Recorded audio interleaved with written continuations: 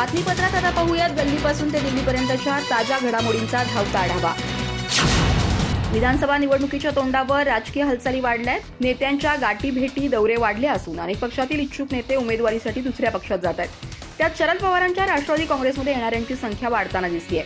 एका मोठ्या नेत्यानं मंगळवारी मोदी बागेत शरद पवारांची भेट घेतल्याची माहिती समोर आली आहे। सुप्रिया सुळे यांच्या गाडीत बसून जाताना त्या व्यक्तीनं आपला चेहरा लपवला होता।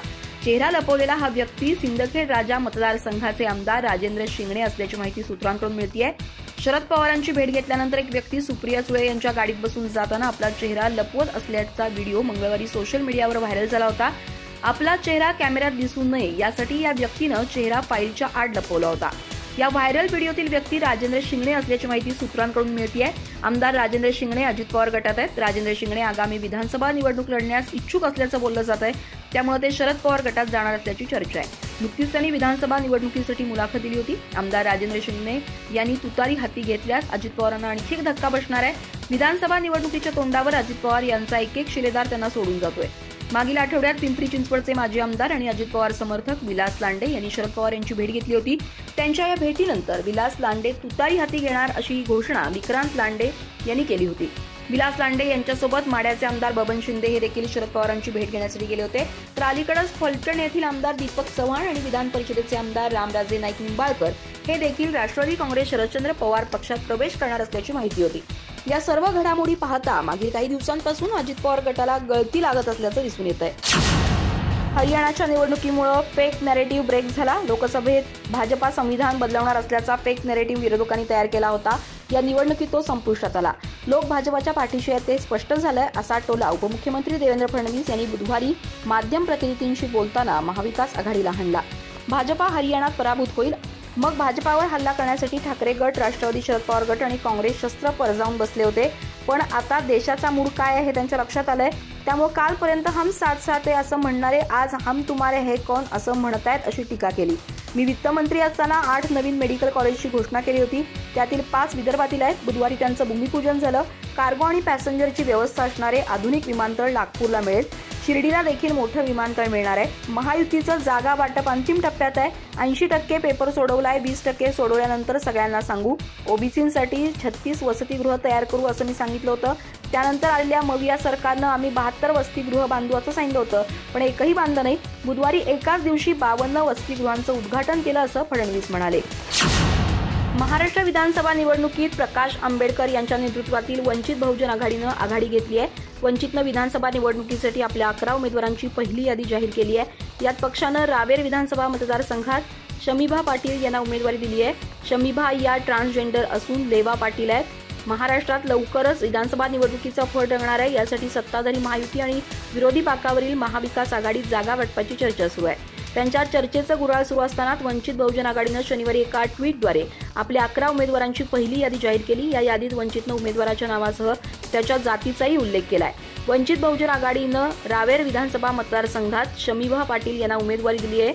शमीभा पाटील या ट्रान्सजेंडर असून लेवा पाटील आहेत। सिंदखेड राजा इथून पक्षानं सविता मुंडे यांना मैदानात उतरवलंय। याशिवाय वाशिम इथून मेघा किरण डोंगरे, धामणगाव रेल्वे इथून निलेश टी विश्वकर्मा, नागपूर दक्षिण पश्चिम इथून विनय भांगे, साकोळी मतदारसंघात डॉक्टर अविनाश नान्हे, नांदेड दक्षिण इथं फारुख अहमद यांना, लोहा विधानसभेत शिवा नरंगळे यांना, औरंगाबाद पूर्व इथून विकास रावसाहेब दांडगे यांना उमेदवारी दिली आहे। याशिवाय वंचित बहुजन आघाडीनं शेवगाव विधानसभेची उमेदवारी किसान चव्हाण यांना दिली आहे, तर खानापूर विधानसभेसाठी वंचितनं संग्राम कृष्णा माने यांना मैदानात उतरवलंय।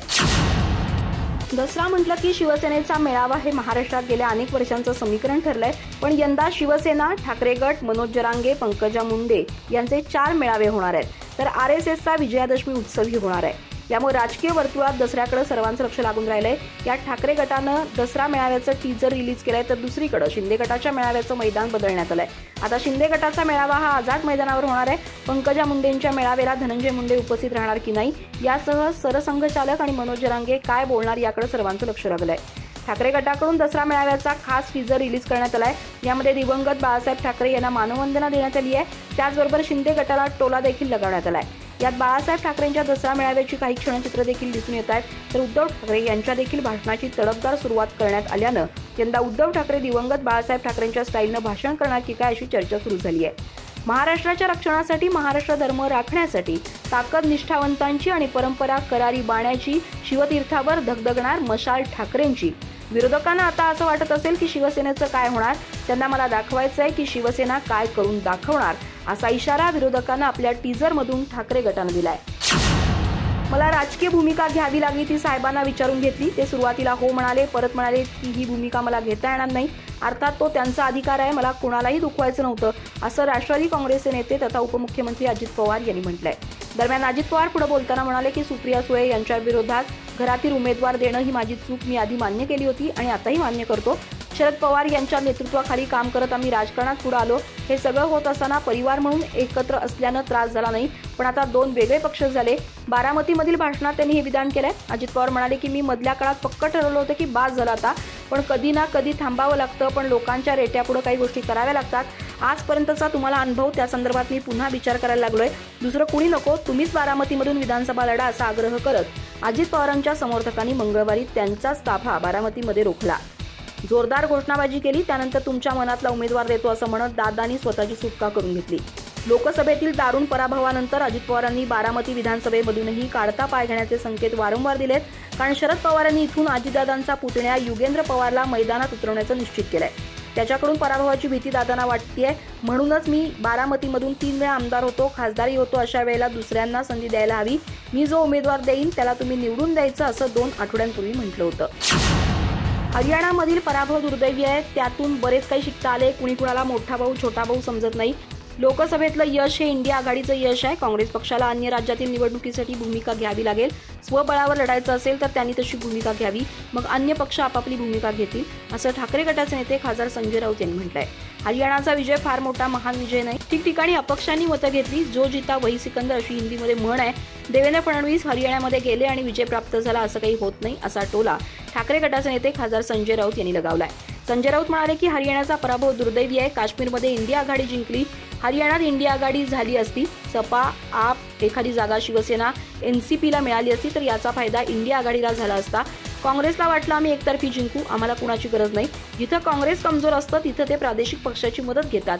हे भाजपचंच धोरण आहे. जिथं काँग्रेसला वाटतं आपण मजबूत आहोत तिथं ते स्थानिक पक्ष इतरांना महत्त्व देत नाहीत. या सगळ्याचा परिणाम हरियाणासारख्या निकालात दिसतो. संजय राऊत म्हणाले की महाराष्ट्रात काँग्रेस, राष्ट्रवादी काँग्रेस आणि शिवसेना तिघांची महाविकास आघाडी आहे.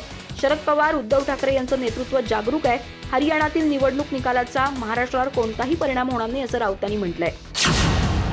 काँग्रेस प्रदेशाध्यक्ष नाना पटोले यांनी शिवसेना उद्धव बाळासाहेब ठाकरे पक्षाचे खासदार संजय राऊत यांनी काँग्रेसवर केलेल्या टीकेचा खरपूस शब्दात समाचार घेतलाय. संजय राऊत यांना त्यांनी काँग्रेसविषयी केलेल्या विधानाचा जाब विचारला जाईल. विशेषतः त्यांचा आजचा अग्रलेख हा वस्तुस्थितीला धरून होता की त्यांनी तो मुद्दाम लिहायचा म्हणून लिहिला, हेही त्यांना विचारलं जाईल, असं ते म्हणाले.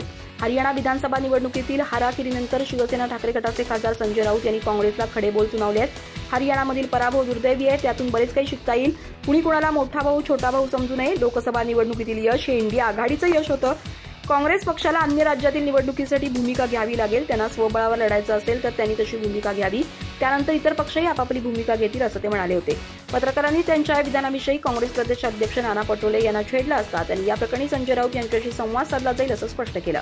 आज आमची संजय राऊत यांच्यासोबत बैठक आहे, तिथं आम्ही त्यांना विचारू, त्यानंतर मिळून भूमिका घेऊ. त्यांचा अग्रलेख वस्तुस्थितीला धरून होता की मुद्दामून लिहायचा म्हणून लिहिला, हे आम्ही त्यांना विचारू.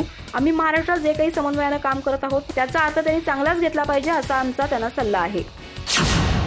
राज्यातील काँग्रेस नेत्यांनी हरियाणातील निकालापासून शिकावं, असं बरंच काही आहे. हरियाणात काँग्रेसनं आपसह अनेक घटकांना दूर ठेवलं. या खेळात संपूर्ण राज्य सज्ज केलं. जम्मू काश्मीरमध्ये इंडिया आघाडीचा विजय झाला. हरियाणात फक्त काँग्रेसची पिछेहाट झाली.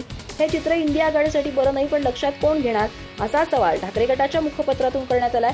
दरम्यान ठाकरे गटानं पुढे म्हटलं की मोदी आणि शहा यांनी हरियाणाच्या विजयानं हुरळून जाऊ नये, कारण महत्त्वाचं राज्य असलेल्या जम्मू काश्मीरात त्यांचा पराभव झालाय.